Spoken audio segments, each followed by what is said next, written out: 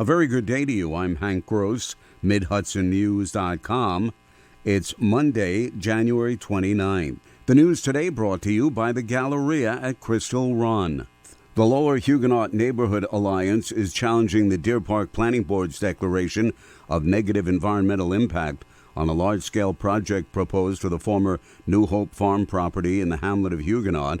Jin Shi G Corporation, New Century Film Distribution, and New Center Film Public Foundation, all operating as New Century Film, initially won approval for an 8-room hotel and restaurant, but then announced plans for an 85-room hotel and a converted barn, 2 new restaurants, 2 new 10,000-square-foot film studios, and a 4-story parking garage.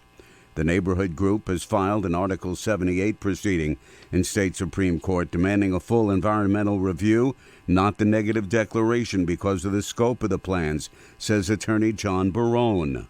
They overlook the negative impacts to water quality and supply, ecological impacts to insects, fish, wildlife, and habitat, the Neversink River itself, as well as community character and recreation, such as the fly fishing community. Barone said beyond that, New Century is also building in the floodplain and is proposing a new wastewater treatment plant, all of which requires a proper environmental review. A survey of homeless individuals was taken across America last week as part of a mission to create quality, affordable housing for all.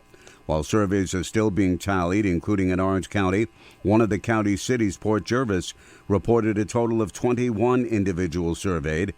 Jack Austin, Port Jervis's coordinator for the annual Housing and Urban Development Point in Time Count, conducted the city's count.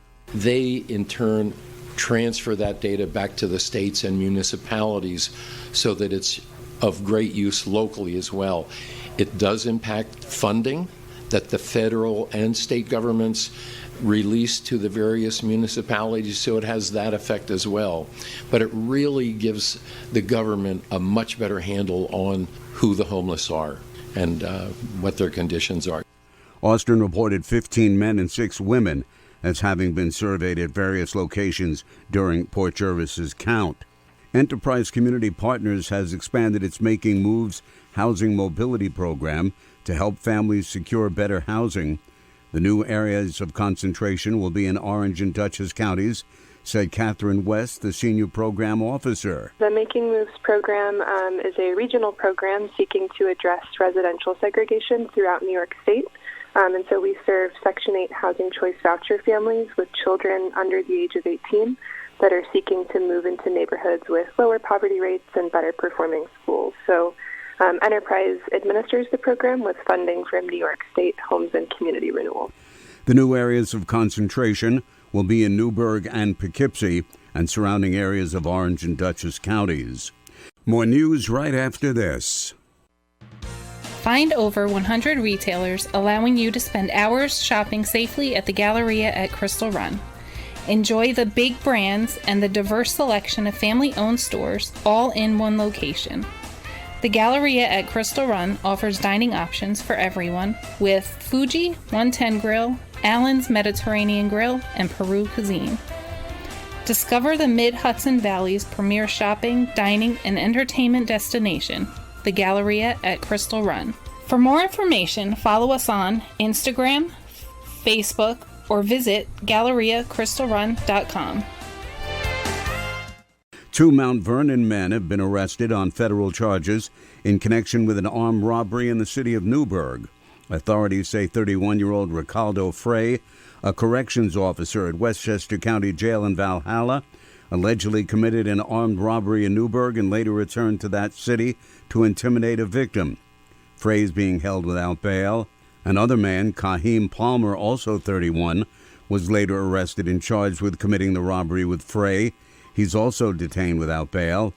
As alleged in the federal charges, on December 4, 2023, Frey and Palmer forced entry into a residence in Newburgh where they restrained 2 victims at gunpoint and stole items of value, including a large amount of marijuana and $4,500 in cash. Frey then returned to the same home on December 16th and attempted to intimidate a victim. If convicted, each suspect could be sentenced to up to 20 years in federal prison. The State Comptroller's Office has conducted a review of the Village of Washingtonville's tentative 2024-25 budget and has found a number of deficiencies.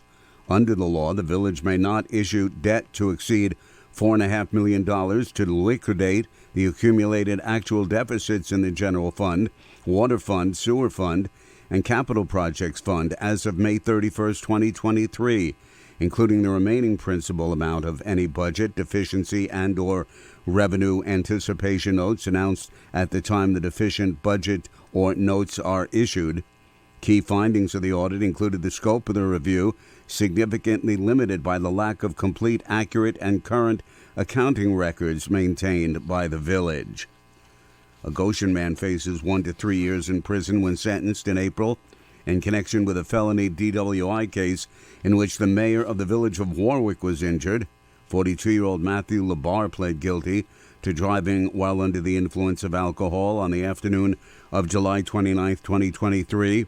Warwick Mayor Michael Newhart had spotted Labar stumbling on Main Street and attempted to help him. When the man got into his car, the mayor took his keys, but Labar used a spare set to drive while the mayor was hanging out the window. Labar struck several parked cars in a parking lot where he was driving. A passing U.S. Parks officer saw what was happening and subdued the man until Warwick police officers arrived. The mayor sustained minor injuries. I'm Hank Gross, MidHudsonNews.com. The news today brought to you by the Galleria at Crystal Run.